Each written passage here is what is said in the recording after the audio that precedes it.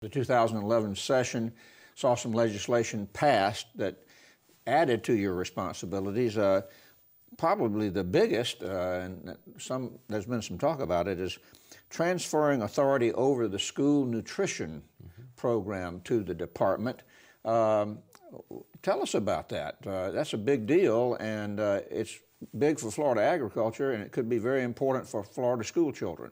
It is a big deal, and it's a big deal for everyone involved. We're so fortunate to live in a state that grows 300 different commodities, and many of those are grown. In fact, most of those come into their peak production during the winter months. And you know, roughly defining those winter months as, say, October to March, those are our school months.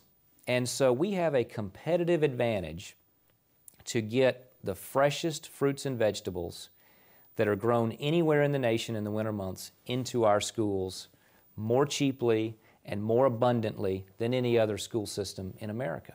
And that wasn't necessarily the case in the past. In the past, it's been managed by the Department of Education, and we just haven't seen that be a priority. And you know, and I understand that. They've got a lot of competing priorities: improving graduation rates, improving test scores. I mean, you know, the food service piece of the Department of Education, you know, it's not really going to crack the top 5. And I understand that. There's really, there's no one to blame there. But what we're saying is we can partner with the Department of Education and manage that food service program that's going to provide a more nutritious meal to the kids.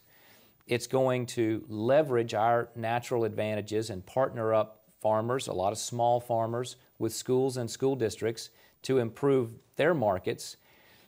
And over the long term, by teaching these kids healthier eating habits, we can begin to adjust that cost curve of the amount of money that we spend on health care for things related to obesity.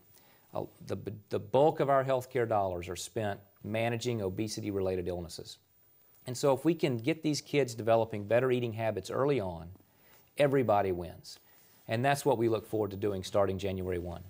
So you will be involved through the department actually in re-educating children and possibly their parents about what to eat.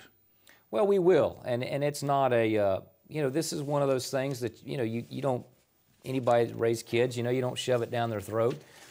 But if you have, you know, kindergartners and first graders and elementary school students, and they have a choice between fresh Florida strawberries, fresh Florida blueberries, fresh Florida tropical fruits, and they get to choose which one they're selecting, there's no bad choices. And they begin to expand the things that they're willing to try.